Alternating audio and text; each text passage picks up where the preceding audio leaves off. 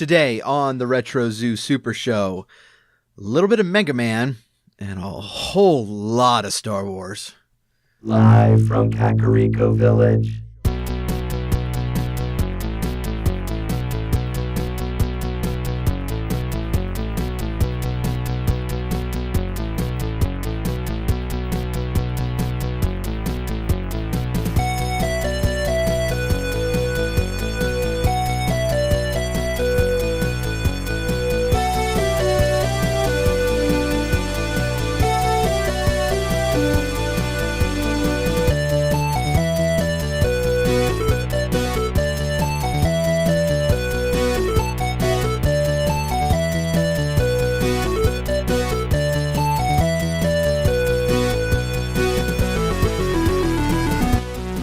Broadcast throughout the Retroverse. Transmitted to the real world via a maze of wires connecting a Super Nintendo to a Wii, to a Wi-Fi network, and finally to the Internet. The Techno Funk Boy presents the Retro Zoo Super Show.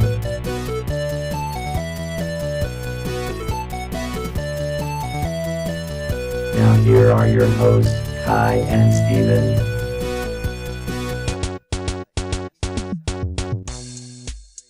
Thank you for joining me. It is the Retro Zoo Super Show. We have, oh my goodness, just a jam-packed episode for you today. So, two big things. First of all is our special guest today, coming to us from the Silhouette Zero podcast. I'm so thrilled to have Chris Ng on with us today. Before we get to that, you know, if you have been paying attention, we are releasing our new track today, and this is already uploaded on our Patreon page for our patron. That we do have a patron now. We announced last week that we had 0, I think, and I got notice that we had 1. So this song's already been released on our Patreon page. We are going to debut it on the show today, and give you links to where you can pick up that track. It is, and might as well go ahead and announce it right now. So what this track is the Snake Man stage from Mega Man 3.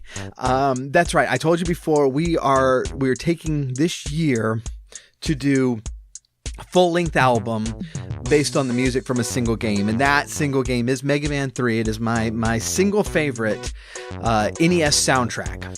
And all of the tracks are just so great. I'm having so much fun digging into this one. And so the first one that's coming out is Snake Man. That's actually our January release because we're already a little late. We're catching up, don't worry. And so if you do join us on Patreon, you'll be able to download one piece of that album every month. And as we get toward the end, we will be releasing that as a full-length album to purchase at normal places. So, but now, without further ado, we are continuing our series on tabletop RPGs, and we are very honored to have the game master for Silhouette Zero, which is an actual play Star Wars game from the that uses the Fantasy Flight Star Wars rule set. Chris Ng is with us. Chris, thanks so much for joining us. You are the GM of the Silhouette Zero podcast, the podcast with the hardest name to spell when I'm trying to search for it. My podcast. It is the hardest name to spell. That's why we spell it so often. Everywhere. Well, they knew when we made it. I was like, I couldn't even spell silhouette correctly. I now know how to do it, but that's why I think everything got shortened down to Sil Zero so often. And I wanted to tell you that, like, when I recently changed phones, and I could not, and as I was trying to find you on my new phone, I couldn't because I was misspelling silhouette, and so I just typed in Sil Zero and it came up. And so, good. So that's some whatever you did in the back to work working. that worked. So, that's what I'm hoping for. But as well as a lot more stuff that we're going to get into. But I wanted to have you on kind of in the middle of our kind of tabletop RPG series because not only are you on one of my favorite actual play podcasts, but you've been a really great advocate for other people getting into this and a promoter of the genre. And so wanted to kind of get into that a little bit, but first of all, let's talk about Still Zero, because I don't know if you know this, but tabletop RPGs with one player don't work. Yeah, well, that's that's what the world told me when I wanted to play one. Yeah. So I've told this story a few times. I'll give you the abridged version. Basically, I was about to have a kid. It was my first kid, and I was trying to make it as a novelist. I was writing novels, and I was really fascinated with all these texts that I saw with people summarizing their D&D campaigns. Mm-hmm. And I'm like, but that doesn't make any sense. I didn't know anything about tabletop role playing. And this is 2014, I think. This is like, 15. It's barely 3 or 4 years for me now. So I don't know anything about tabletop role playing. I don't know how the dice work. I just have this vague sense of how can you randomly create a good story. And so I started researching tabletop role-playing games, thinking that if I was sleep deprived while I was writing, then I could roll a dice and somehow it would just keep me moving forward. That turned out not to be quite true, but I was sort of interested, and I was doing a weekly video game session with my brother Matt, and I was getting kind of tired of it. We were running out of games to play. There's only so many times he can beat me at Civilization 5 before I just feel like maybe we should do something else. And so I started looking for role-playing games. I'm like, can you do it with 2 people? And the world said no. And I found one game called Microscope. I forget who wrote it, but it's like a world-building game, which is written for 2 people. And I played that. That was fun. But I'm like, this isn't really the dice rolling experience I wanted. And then at the time, I was listening to the Campaign podcast back when they were doing Edge of the Empire, and I'm like, this game sounds good. I don't care what people say. I'm just going to do it anyway. Mm-hmm. Which is kind of a mantra for my life. I have very minimal regard to convention sometimes, and I'm just like, I want to do it, so I'm just going to do it. I'm going to make it work. And so that's how we played our first campaign. The first campaign is not Silhouette Zero. We did one on our own just for fun. Yeah. Before we ever did any podcasting with it. But yeah, that's how I just did it. There were not any other shows or any other podcasts that were doing it. Still to this day, if you kind of poke around like Reddit or different forums, like, can you play tabletops with 2 people? Most people are like, well, not really. Although some nowadays they'll mention my show. Which that's like, great. Yeah, I feel like I've hit something. Yeah. There. So I think from listening to now many episodes of y'all's show, I am a little bit behind, but we're not going to get into spoilers anyways. But after listening to many episodes, I think the secret is accents, different accents. Yeah. I say that a little sarcastically, but it's one of the cool things is that y'all do have a lot of characters, a lot of main characters that are very distinct both in personality and in just the way they speak. Yeah, I think what the pattern that so there's sort of two ends of this. The first was developing the voices, and I knew that if I was going to have 3 primary secondary characters. Primary NPCs that Matt was going to interact with, I knew I had to be able to do their voices consistently. Right. And I've talked about this before, it's really high, middle, low. So Tazi's voice is like an upper register, Reyna's in the middle, Jingo's on the low. And so cool. I hadn't thought of it that way, but that's true. Yeah. Wow. And most people don't really pick up on it. They forget too, because Tazi's voice is so processed that, you don't really know, like, am I doing a voice? Am I just talking and doing it in post? But it's like a slight pitch raise. And then, of course, Reyna has a British accent, but it's really high, middle, low. And I knew if I could keep high, middle, low, I wouldn't accidentally mix up the two voices when I was using them. And then the other half of it is I like to think of running a 2-player campaign as sort of playing a game of Mass Effect, because in Mass Effect you can control your personal character and you can sort of issue vague commands to your support characters, and that's kind of how Matt operates it. He's in control of the other quote unquote player characters, and he actually, as time has gone on, has done more of the rolling, because I just don't I don't feel the need, and it's easier for me to look at the roller and see and know that like all of my roles were enemies and all of his roles were allies. So basically all I do is for those characters is act out the role-playing aspect, and then I do their character sheets, which I'm very bad at, because as it turns out, on several occasions I have been several hundred experience points behind. Oh, nice, yeah. And I've had to go, hey, how much XP do you have? He's like, well, we require like 600. I'm like, oh, these only have acquired 400. And I've had to go back and like, oh, suddenly they know a bunch of new skills, by the way.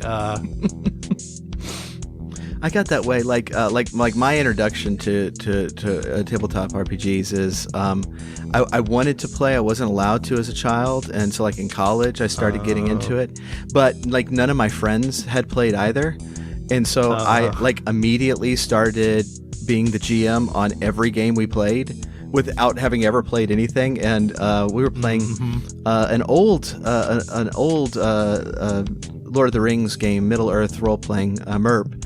And it has like a super complex experience system. And it's cool, but it's super complex. And like I was sessions behind on giving people experience. It was so bad.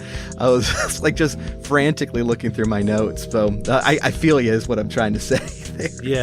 Yeah. It's especially if you've got a good story going. It's like, oh yeah, that's right. Like they probably want some more abilities right. at some point. Yeah, like to do their job better. Well, I mean, one of the things that I thought was really cool about the show is kind of the premise itself. And to kind of set the stage, like, I came to Silhouette Zero through Heroes of the Hiding Way. That's the first one I listened to. And on that show, you played a Mandalorian Matu Ordo, which is and I don't say this lightly, because there's just fantastic characters on that game. But yours was my favorite. And so when I found out you were doing Silhouette Zero, it's like, oh, cool, let me check this out. You know, it's probably going to be very, very similar. And you're like, and this is my brother Matt, he's the player. And I'm like, oh, cool, where's the other players? And that I had no idea what I was getting into. That's it. Yeah. Well, it is, and it's not even. I mean, it's very much not the same game. I mean, it's the same system. Right, yeah. But it's not the same game, No. And so Silhouette Zero is a band of very small characters. Yeah, in the game system, we play Fantasy Flight Games Star Wars RPG system. There's like 3 versions of it. There's Edge of the Empire, Age of Rebellion, and Force and Destiny. The first is about scoundrels, the second is about rebels, the third is about Jedi. And they're interchangeable. They just have slightly different job classes and ability things and like fluff text. But we started with Edge. I think Age had only barely come out, and Force and Destiny wasn't even fully published yet. It was still in beta. But so we wanted to do scoundrelly types. That's the sort of game we had played before. It's called Silhouette Zero because in the game system, your sizes, unlike say D&D where you have small, tiny, medium, large, giant, they are done by silhouette sizes. So silhouette 1 is anything human sized, and anything less than human size, from a screwdriver to an astromech droid, is considered silhouette 0.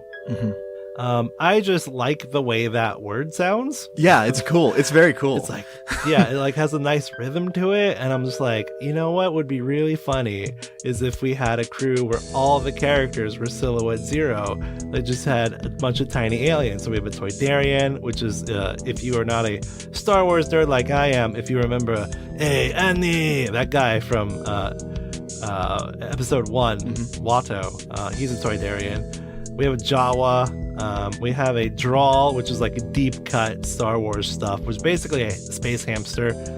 There's an astromech droid by the name of Kobe, and then Matt plays the main character, Khan Click Kachak. He is a Chadra fan, which only have a very minor appearance in Star Wars Episode 4 in the cantina, the little bat guy at the bar. And that's the whole like a canon thing for the race. There's a whole bunch of stuff that was written afterwards, but that's what he is. Chadra fan are sort of the personification of ADHD, I guess, is one way you could say it. They get really easily distracted. They don't really understand social mores of other people. They live extremely quickly. They have a lifespan of, I believe, 40. They only sleep 2 hours, so they're just kind of like living at setting 11. I feel like. Yeah. Oh yeah. And Matt does such a great job, like conveying that. Like, you know, his character is so natural, and you're like expecting him to just get bored and wander off at any moment. It's really great. You would think that I would get used to it, but I still am not. I still set up situations where I figure he's going to pursue it, and it's like, no, he's over here. I'm like, why? Right. But I wrote a whole thing. Like, no, he's looking at this thing over here and talking to this person. I'm like, okay, I should have known that. And in later episodes, he will actually scold me like, you should have known that. I'm like, I know. But for some reason, I keep forgetting. I guess that's why I like Click so much. Like, I can't even figure him out. Yeah. And I mean, I should just say that the show is absolutely hysterical. And just today, I was listening to an episode where Tazi and Click were competing to see who does the best imitations of the other characters on the show. And I don't know if that was planned or not, but nothing is planned.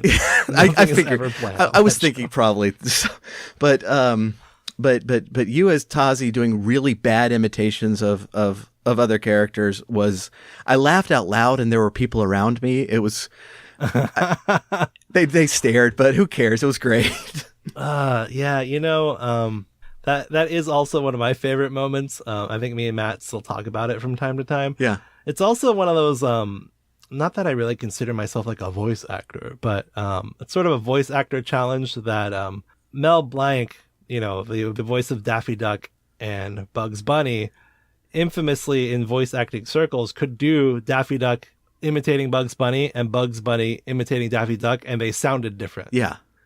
Which I believe it was Hank Azaria who I was watching the interview of, you know, who's a voice actor on The Simpsons, Mm-hmm. you know, and he does 30 other people on there, and he's like, I can't do that. He's like, if I make one character sound like the other, they sound the same. So to me, that was like, oh, can I do that? I don't know if I can pull it off, but I found the challenge interesting. Yeah, and it came off just great. It really did. And so yeah, that's well, that's the kind of things that you can expect, or not expect anything, because they're probably going to, you know, Matt's going to take a left turn and go into a zone that no one was expecting anyway. So yeah. The story is highly improvisational, especially the first season. Mm-hmm. I would just kind of throw things in front of him, and then he would kind of pick stuff, and then I slowly developed kind of a through plot as the season went on. Right. Season 2 was a little more structured. I'm not sure I liked it, or if I didn't like it. I don't know. Season 2's been rougher for me, but and I haven't gotten that far, well. So that's tough for me to comment. So season 2, it has more structure, than season 1, and it's easier to tell. But yeah, I'd like to tell you that it's awesome, but you know, I already told you I haven't heard it. Well, so. people like it, yeah. So I mean, I'm okay with it. It's a lot of Silhouette Zero is kind of funny on how I operate it. It's primarily what do I enjoy doing. Mm-hmm. Because if I don't enjoy doing it, I'm not going to do it, because podcasting is kind of a lot of work. Yeah. Especially when you're putting that much production value into it. I mean, we do sound effects and vocal effects, and honestly, we're not the most produced podcasts in this genre, or even within Star Wars. That title goes to the Dice for Brains podcast. I'm going to have to listen to them, because I think our podcast is going to give them a run for their money. It's crazy. Well, look, the guy at Dice for Brains, Ross, I've worked with him and talked with him a couple times. He once told me it took him 10 hours to post-produce one of his episodes. Oh, yeah. So it's like a 10-hour to 1 hour ratio. And that, I'm like, no thanks. I wouldn't enjoy that. It takes me like three to one. Yeah. And that's apparently very fast compared to some people. They're like, how can you do all that in 3 hours? I'm like, I don't know. I just do it. So, Yeah, we're and I know better. I know better than this because obviously, I have my own podcast and it's been going for a while. Like at the very beginning, it took me a long time, but I've chiseled away at it, and so I know better than this. But yeah, in this podcast, it kind of started off as like, hey, I'll compose a theme song for it, and now like I have an entire album's worth of soundtrack. I'm like, oh goodness, why did I do this? But that's cool. I've always fun, wanted to do that because then now you not only have like people can buy that, Yeah. like that's a revenue stream, and it's also like you have sounds that are associated with your stuff. One of the things that I have struggled with working in the Star Wars universe is like there's not a whole lot you can do in terms of like claiming anything, Right. because it's owned by Disney, so it's like I can't. There's a lot of content that I would like to do, but I get nervous about and decide not to. So Yeah. you're operating in a better space doing your own stuff, I think. Yeah, and it has been a lot of fun. It's just it's It is a lot of work. It is a lot of It takes work. more effort than I think. I'm not sure. Sometimes I think I haven't gotten a lot of like really entitled responses about anything. My listeners tend to be really, really forgiving and kind. Sure. But I know people who get really entitled listeners are like, how come you didn't produce something this week? And it's like, you guys don't have like the first clue of how difficult it can be to do this stuff, especially if you've got other things going on. Yeah. Oh yeah. We went a full year without missing a single week. And by the end of that year, I was fried. I mean, just fried. And I was finally just had to, and I was kind of expecting a backlash, but everybody's like, well, yeah, you did like 52 episodes straight, dude, take a break. And Yeah. and so that was, I was, it kind of gave me, it could kind of put that weight off my shoulders that I have to do something. If I'm sick, I can take a week off and it's cool. Yeah, I was mentioning this, I think, on yesterday's Podcast School podcast episode, which was podcasts have this weird industry standard that you have to release something every week. Yeah. And that comes from, I think, the fact that, 80%, maybe more, of podcasts are nonfiction and interview shows. Yep. And those are a lot easier to produce than an audio drama or an actual play podcast. And I think it's sort of, we do ourselves a disservice by trying to encourage that with our listeners, I think. The top dog actual play podcasters do produce every week, but they have, an editing staff. Right. And, they can distribute the work. With this, it's really 95% me. That was the arrangement Matt came up with when I asked him if we could do an actual play podcast. I said, can we do an actual play podcast? And he said, no. And I said, please. And he said, okay, but I'm not doing any work. And that has been true for the last 3 years. He has not done, he shows up to play and that's it. Yeah. That's the arrangement. And I'm 100% fine with that. Sure. But it is just me. So I think when we hold ourselves to that standard, I think we're teaching our listeners that it's okay to want that from us. And I think we need to operate more like audio dramas, which operate in seasons, because that's a more reasonable thing to do. And because audio dramas are even worse in the post-production schedule. Do you listen to a lot of audio dramas? I've listened to a few, but not many, no. Did you ever listen to Our Fair City? No, that sounds familiar, but no, I haven't. Our Fair City it's actually over now, but it was a great like post-apocalyptic audio drama about a city where the government was an insurance company, and it was really fascinating. But I remember one of their behind the scenes, and I mean, it's if any of you out there listening are interested in audio production, you need to listen to the show because their sound effects are top notch. They design their own sounds for a lot of things, and they're really good at building a consistent world, like just the sounds of their keys and the sounds of different vehicles moving around. It's really consistent all the way through. And so you get this really immersive feeling. But they said it took them 10 hours per minute to produce something. Wow. If you counted all the time it took to write, edit, record, and produce, it was 10 hours per minute. I was like, oh, yikes. Goodness. So when they release an episode and it's only like 8.5 minutes long, I'm like, well, that's 80 hours worth of work. That's when you count it all out. And I'm like, okay, well, I get that. And I think we need to actual play people need to do more of that. I'm going to do that next year. Mm-hmm. I'm going to intentionally, I was telling Matt about this, I'm going to stop at my birthday. My birthday is in late November. Mm-hmm. And I'm not going to produce anything until like February or March, because between the holidays and then I also just like get really sluggish in the winter. Mm-hmm. And everybody laughs at me when I say that because I live in Southern California. And they're like, you don't have winter. I'm like, but it's 60 degrees, guys. I'm in Houston, Texas. It's the same thing here. Okay, yeah. So you know what I'm talking about. But, I just like, why do I fight it every year? Every year I fight it. And then, one of us gets sick and then we don't really want to record while we're coughing all over the place. And so I just like next year I'm going to produce from spring through the end of summer, like into fall. And then I'm going to intentionally take a break. And then we'll record our nonsense episodes in the middle when we get bored. Yeah.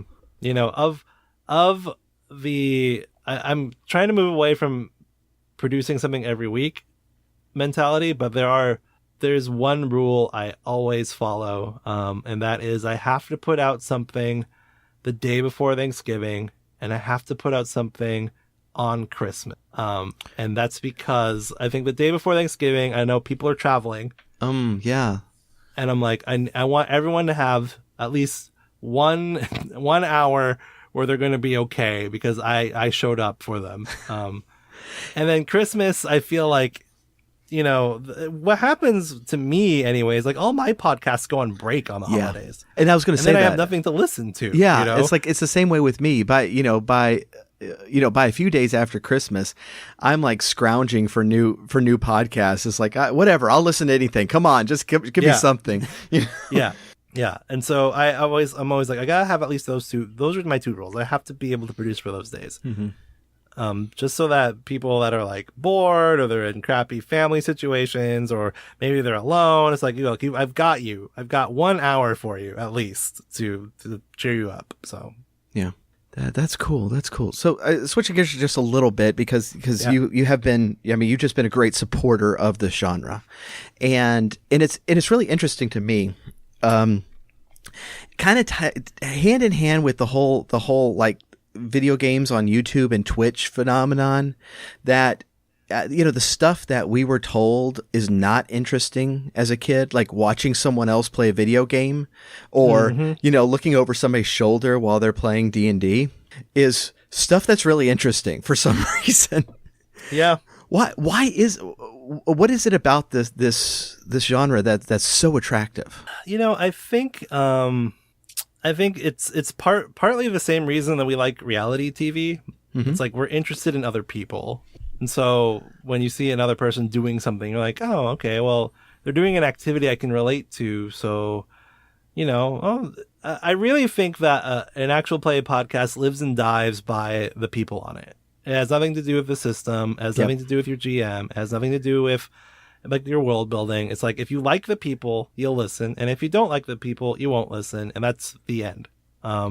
I think we get a lot of listeners starting out because they're trying to learn the game. At least I would say a year ago, maybe most new listeners were trying to learn the game because Fantasy Flight is a very complicated system with a lot of symbols and things, and it's a narrative dice system, so it's not like a D&D where you roll a d20 and go, oh, you got an 18, you did it, or you got a 2, you didn't do it. Right. There's like, you can succeed with advantage or succeed with threat or fail with advantage. There's all these like combinations, and so people are really interested on how to use those things. Yeah. And so I think we attract a lot of listeners trying to learn the game. We attract a lot of listeners that are interested in what you said earlier of just a player and a GM. And then I think they stay because we're interesting, because we're entertaining. Right. Really, Silhouette Zero works because me and my brother work well together. Yeah. We have known each other so long and play off of each other so well that it's like we track each other's thoughts just enough so that we never are like out of connection, but we're different enough to surprise each other. And I think that's what makes the show work ultimately. And we have the same sensibility for like what the content should be. We've never had a conversation about, well, should this be an adult content show? Should it be family friendly? Like, what kind of themes should be in it? We've never had that conversation. We just do it. And because we're in sync enough, we don't have to, which is why I love working on the show so much. It's just so effortless. It's actually kind of grossly effortless. Like compared to when I was working on Heroes felt like work, and I liked doing it, and I had a great time, and I made some friends, but it felt like work. Silhouette Zero does not feel like work when I'm doing. So that's what's pretty special. But to go back to the original question, I think people are just interested in other people, and we have similar hobbies, and so it's like, oh, cool. Like I will get to know you as a person, and I get to learn some things about this other hobby, and that's that. I don't think I've ever really watched like a Twitch streamer, to be honest with you. Well, no, that's not true. I used to watch like back in the Minecraft days, like in 2008 and 9, 10, 11. Oh yeah. I used to watch like when Minecraft videos were first becoming a thing. I used to watch some of those guys. Yeah. And I think it's the same reason. Like I just liked them as people, and they were funny, and you get to. There's an odd, and I'm sure you've experienced this, where there's like an odd sense of familiarity for people. Like they think like they know you. Yes. Yeah. Absolutely. And for the most part, like the people that Matt and I are on the show, we're pretty much that. So it kind of works for us. Like people come up and they just feel comfortable talking about nerdy stuff, and we're comfortable talking about nerdy stuff with them. And, there's not too much culture shock there, but I think I read somewhere the human brain is really dumb, and it thinks that voices you're hearing and faces you're seeing are real. And so that's why you have like such deep connections with like TV shows, because you think it's a real thing happening to real people. Right. Yeah. Yeah. That's very cool. So you kind of in an effort to help people who are interested in doing an actual play podcast, you have another podcast. Is it just called Podcast School? It's called Podcast School Podcast. Oh, nice. The podcast about making podcasts. And that's a dumb name, I know, but it is. It's easy to spell. It's catchy.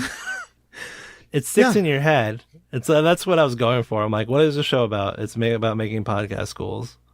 Or it's a school for podcasting.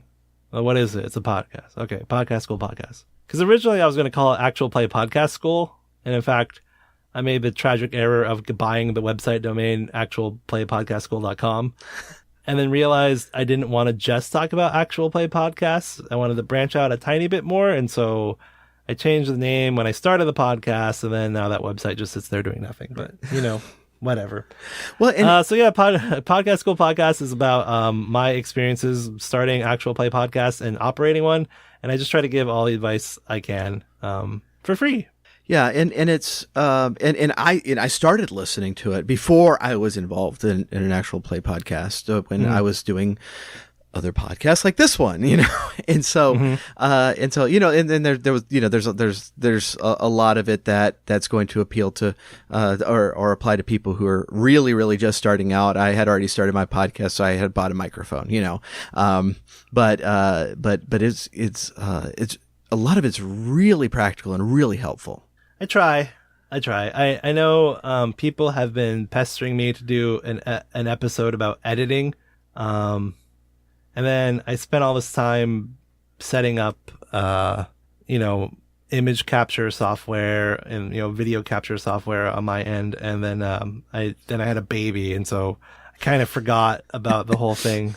And honestly, like an editing video is kind of boring, but that people want that kind of practical advice. But I'm also trying to give them, I guess, generic creativity and artist advice about like how to keep going, how to come up with ideas. When should I start? How do you battle perfectionism? Yeah. Yeah. And that one's real. That one's really good. Cause it's like every single person I know who's started a podcast, and there's been several, like, and including me, like the first episodes, you are, I mean, just pouring time into this thing. And, and it got to the point where I try to tell this to as many people starting a podcast as I can. Just remember, people are going to be listening to this either in the car or on $10 earbuds. You know? Yep. This isn't music that they're listening on their hi-fi stereo. Yep. And so, and I had to, repeat that to myself.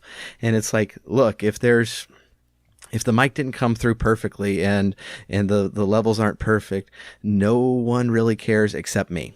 Yep. It's, I think one of my episodes was about sound quality. I'm like, look, is it distracting?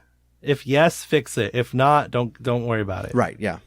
Yeah. There is a certain level that, like, if you're below this certain level, then I'm not going to listen to your podcast because I'm getting older. I don't hear all that well. And I'm in the car. Unfortunately, I think too, that level is getting higher. I think because microphones are getting cheaper. Yeah. If you think you can, and I should actually talk about this soon, but I think if you think you can record off of, your headphone mic, from your Bluetooth headphones. Yeah. I don't think it's going to cut it anymore. I just don't, because I think the microphones have just gotten so cheap now. Yeah. And I mean, I know, okay, I say this from a point of privilege because $50 is not necessarily cheap. Right. But $50 is also not $1,000. Yeah, exactly. So exactly, I feel like to some newcomers, you're going to have to really come out swinging with the sound quality. It should be at that threshold is a little bit higher than I think it was maybe 2 years ago. That's probably true. I think you're right. For sure. Yeah, I think podcasting is kind of going through a thing right now. It's actually something I've been thinking about a lot. Because I don't know if your podcast started hyping up Wolverine, the Longest Night or whatever the heck that was. But Marvel did a whole like mystery podcast. Oh no, I hadn't heard of it. Yeah. Like Marvel, not some dude doing like Wolverine fan fiction. Right. The Marvel did one. Wow. And then the other day I saw like David Tennant is starting a podcast. Oh wow. Yeah. Podcasting is starting to hit mainstream a little bit, which means that like the big guns are going to start trying to figure out how to use it. I don't think that means independent podcasts are going to get drowned out, but it kind of depends on what your goal is, I guess. For me, I'm comfortable with the level of success Silhouette Zero has had. Mm-hmm. We're slow growing, but we're still growing, so I'm cool with that. Yeah. I have no intention of making it my full-time job. Right. But I think if you hear people talking about podcasts they listen to, you'll hear the same 6 or 7, Serial. Yeah. Yeah, exactly. And that's the nature of the beast. But I think there's still room for podcasts and independent podcasters. And I think independent podcasters should be doing it. Mm-hmm. But I think the gold rush is gone. And I think you have to be really good to get through the noise, which is fine. Like, you should try to be good. Okay, we're going to take a quick break right here. And keep in mind, we're not playing any commercials today. We're just going to play you a song. This is Snake Man from Mega Man 3. It is available on our Patreon page. It will be available toward the end of the year as a full-length album on Mega Man 3 music. But please enjoy, and we'll be right back.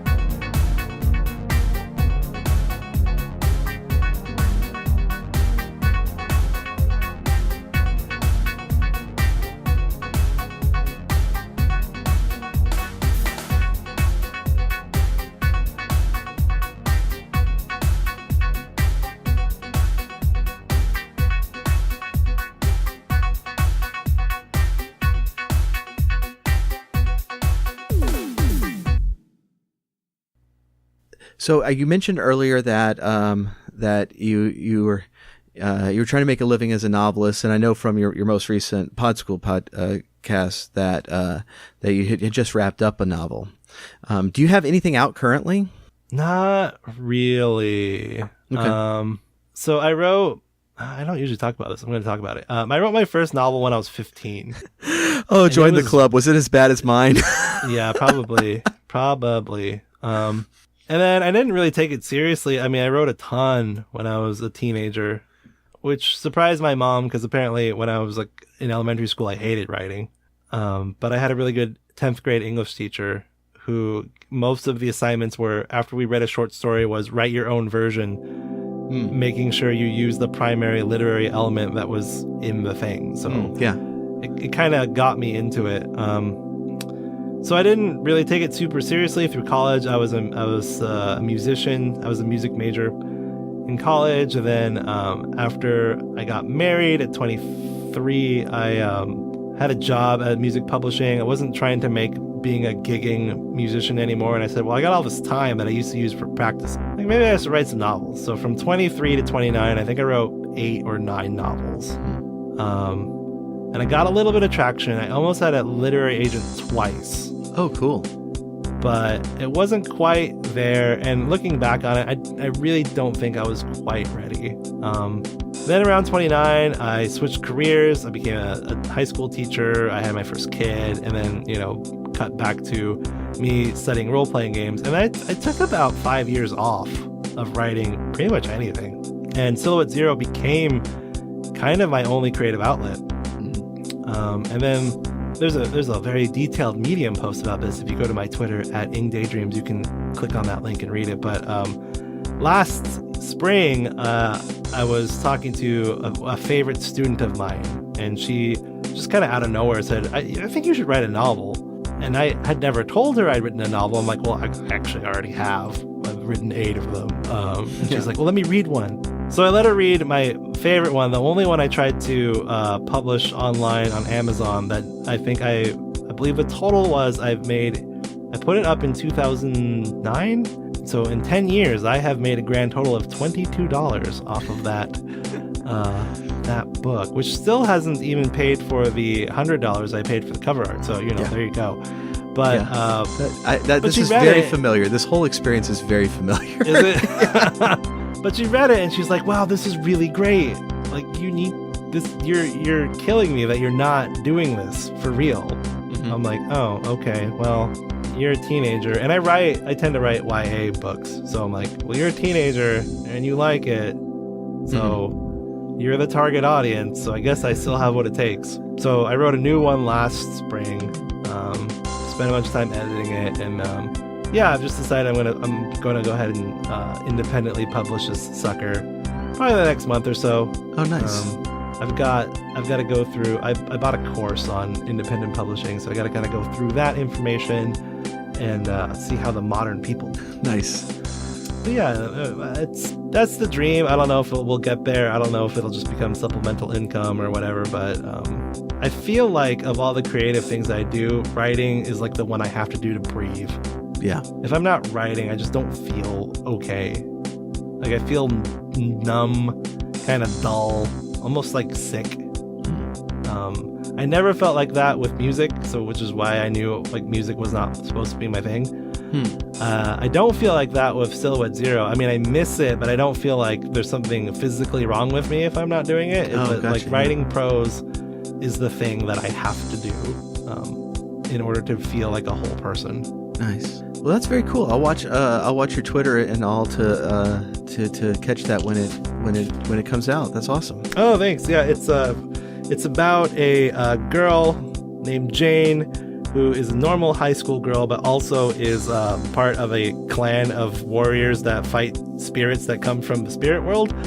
Oh, cool. And she wakes up one day and her father tells her that she's supposed to go marry the heir apparent who's supposed to become like the guardian between the spirit world and the mortal world. And she's like, but I've never been on a date and he's also super important. How's that going to work? And then it's like, oh, by the way, there's also another girl who's supposed to marry him, and so you have to like, it's basically like a Spirit World dating contest / battle royale. Nice. It's influenced by things like The Last Airbender, Legend of Korra. Right. Kung Fu Panda 3 was kind of a big influence on this book. Oh, cool. So it's light. It's not super deep. It's light. It's kind of emotional. It's pretty silly, but I like it. So I think some of you will too. That's or maybe, fantastic. you know, you have a teenager in your life that you might like. That's awesome. That's awesome. Well, I did want to ask you one thing because I told the DM of the game I'm playing that we were going to talk today, and I asked him, I was like, hey, did you want me to ask him anything, because you know he's been doing this for a while. I didn't know if he was seeking any pearls of wisdom about how to approach things, how to prepare for things. His primary question was who shot first. Obviously Han shot first, because my version of Star Wars growing up was one that my parents taped off of TV on a VHS tape, complete with commercials. Oh yeah. So that version, Han clearly shot first. So that's the one. I finally got so sick of those commercials, like on those tapes, that like one of the Indiana Jones movies came on TV. I forgot which one, but we were going to tape it, and I was finally like, I'm going to pause the recording during commercials so that I don't have to mess with this. I forgot to unpause every single time the show came back on until my dad yelled at me. It's like, hey, turn that back on. Oh, shoot. Yeah, it's just unusable. Oh, that's very cool. Yeah. I think unsolicited advice then for a upcoming GM would be, it's not your normal game. And I think this goes for anyone looking to do actual play. It's a performance. Yeah. And you have to have that mentality. Otherwise, I don't think it works. And I say that because I've listened to very popular, very well-produced podcasts, and I don't like them because it feels like there's just a group of friends and there's too much like nod, wink, references to stuff I don't know about. And it feels like I'm intruding. Matt even said once in a tweet, like he has always been very conscious that when we're doing it, even though it's just the two of us, we have to operate in a way that other people understand what the heck we're talking about. So all the inside jokes for Silhouette Zero are, you would get them because you were there when we made them. Right. We never talk about things like with our family or, you know, remember when you were 6 and blah, blah, blah. Like, those jokes don't translate, and we'll just lose you and you feel alienated and you go, oh, well, I guess you don't care about me as a listener. Yeah. Yeah, that's interesting. That's something that I've tried to keep in mind myself, that, you know, hey, somebody's going to be listening to this, and especially, and we are doing a D&D campaign, and it's like, well, some of those battles can kind of drag on. It's like, how do and so instead of me saying, okay, I'm going to stab my sword, you know, it's like, okay, let's do this. Let's use the scenery. Let's do something with this. In fact, I think that was something like, especially on Heroes of the Hiding Way, that y'all did just fantastically well, is making the battles really, really interesting. Yeah, the crew was pretty good at that. I think D&D is rough. I DM D&D at my school for students. We play every lunch, and it's a different experience because, you know, there's no mics on, and there's more people, and so a lot of times they're just like letting them try to figure stuff out. But yeah, that combat is really sluggish. I don't think I could do a D&D podcast. I actually don't even really like the combat in Fantasy Flight games. I'm always tinkering with it. I'm always like messing around with the rules. And Matt likes most of the changes, but, you know, especially season 2, like I create entirely different rules for starship combat. Oh, interesting. I got rid of the soak value on low-ranked enemies. So instead of a stormtrooper being able to take a full-on blaster bolt to the chest and keep on walking, they just die. Yeah.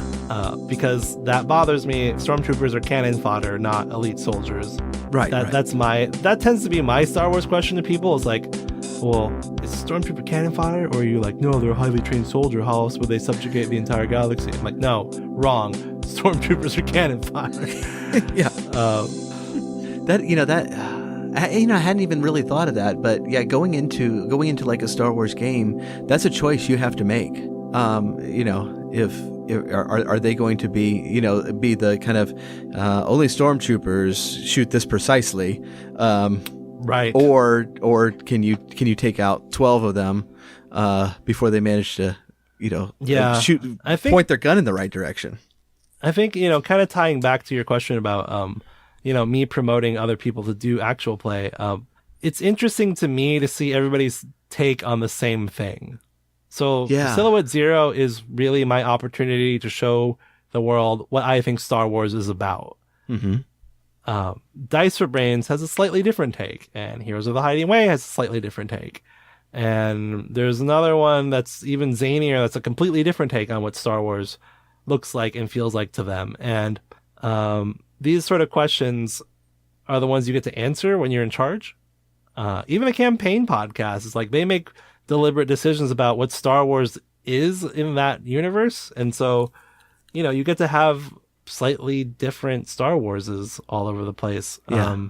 And for me, I think I always say the Final Fantasy system, the Fantasy Flight system spends too much time trying to be balanced. And I don't feel like that's the right ratio. I feel like Star Wars is not balanced. The good guys win, which is why I hate Rogue One. But that's a different podcast altogether.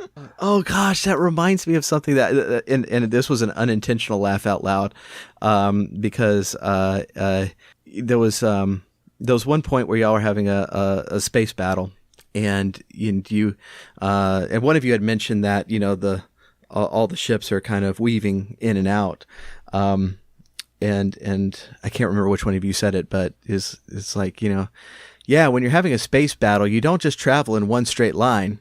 And I was like, oh yeah, The Last Jedi hadn't come out yet before they recorded this. But but yeah, I get what they were trying to do with The Last Jedi. I know people are mad at that movie. I really like that movie. But I think it's one of these things where you have to be a super Star Wars nerd to kind of get that scene. Mm-hmm. Because the original Episode 4, a lot of that stuff was like reenacting World War II, right? And to the point where when they were trying to do like the gunnery turret scene, when they're escaping the Death Star, Lucas literally put out like World War II movie footage, not like from the actual battles, but like movies made about World War II. Yeah, and they just stole like the motions like frame for frame, basically. Oh, neat. And so that World War II influence is basically what I think Rian Johnson is trying to bring back, like these slow moving bombers while the fighters are kind of moving around. But if you're not a hyper Star Wars nerd, that kind of goes over your head. Yeah. And people are like, well, how come ships are like inconsistent? Matt, I don't know. I don't go that far. I'm not one who liked it, but that level of inconsistency is like you're asking a lot from me to care about that. Yeah, if it's slightly slower this time, I'm okay with that as long as the story is served. It is sort of weird, and I mean, it sounds like you're about my age, and and I've been a Star Wars fan for about the same length of time, and so I think it's been weird for me to think back on, I think in the fandom now they call it the dark times, where it was like we grew up after the original trilogy was done, but there was no special edition yet. Right. Yeah. And so all we really had was like our imaginations and like the crappy novels that came out. Yeah. And to watch Star Wars kind of unfold in the way that it has been very peculiar to me. Right. Which is, I think, maybe one of the reasons I wanted to do Silhouette Zero, because I can just cut out the stuff I don't like. That's cool. Yeah, that's really cool. I'm old enough to remember when Return of the Jedi hit theaters, and and I it's like when the Emperor toy came out. Mm-hmm. Like the way to get it was to send like several proofs of purchases and a few bucks in an envelope, and 900 years later, this package a package arrives at your door. And I forgot it was, they always say 6 to 8 weeks. I don't know how long it was, but I had forgotten that I had sent away from it. And all of a sudden I had this package and I'm 5 or 6. And I'm like, I don't get packages. What's this? Right. And I open it up and it's the Emperor. And it's like the movie hadn't quite come out yet. And it's like that kind of just epicness is tough to recreate. But yeah, just being able to listen in on y'all's interpretation of this world and others as well it's a lot of fun, and it has that kind of playfulness that I just love about Star Wars. And so long story short, I'm really enjoying the podcast. I'm still a little bit behind because obviously I only started after Heroes of the Hydean Way came out, and y'all were well into it by then. Yeah, we were. Yeah. And season 1 of Heroes was already finished before I started it. And so, okay. Wow. Okay. So I'm much more recent. But yeah, I'm nearing the end of season 1 of Still Zero. And so really enjoying it. So I thanks for making it, and thanks for being on today. Oh yes. Anytime. You've been great. This has been fun. Oh, great. Fantastic. Well, I'll put all the links in the show notes, but, and I know we have a lot of Star Wars fans in the audience. Please do check out that podcast. I think you're going to enjoy it. So, thanks again, Chris. It's pretty much anywhere. If you type Sil Zero, SILZERO anywhere, you'll pretty much find me. But Twitter, it's at SilZeroChris. It's SilZeroPodcast.com. The other show, Podcast School Podcast, it's anchor.fm/podschool. And my personal Twitter is at ingdaydreams, INGDAYDREAMS. And I think that's everything. Yeah, I think that's everything. So just type Sil Zero somewhere, you'll find me. Yeah. Yeah, thank you for letting that come up. I've been very, very pleased with Google's spell checking. I'm trying to find you.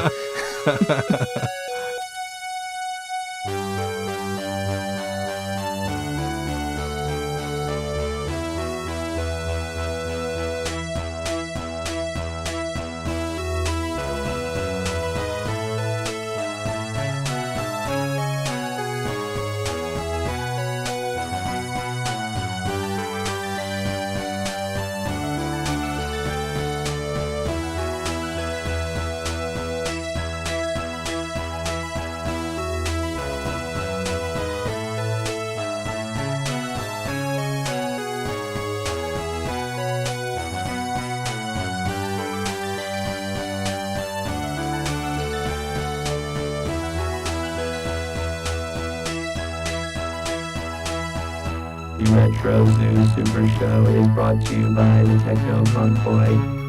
Follow us on Twitter at Techno Funk Boy, on Facebook at the Techno Funk Boy, and sign up for our email list at technofunkboy.com. Also look for us on Spotify, iTunes, and Amazon for music. If you are so inclined, please leave us a 5-star rating and review on your favorite podcast catcher. If you are not so inclined, you are obviously some sort of villain trying to conquer the world. Unowned music and gameplay clips are used for educational and critical purposes. Thank you for listening. Keep gaming. And once you have responsibilities that need to be done at this time, then you can game later.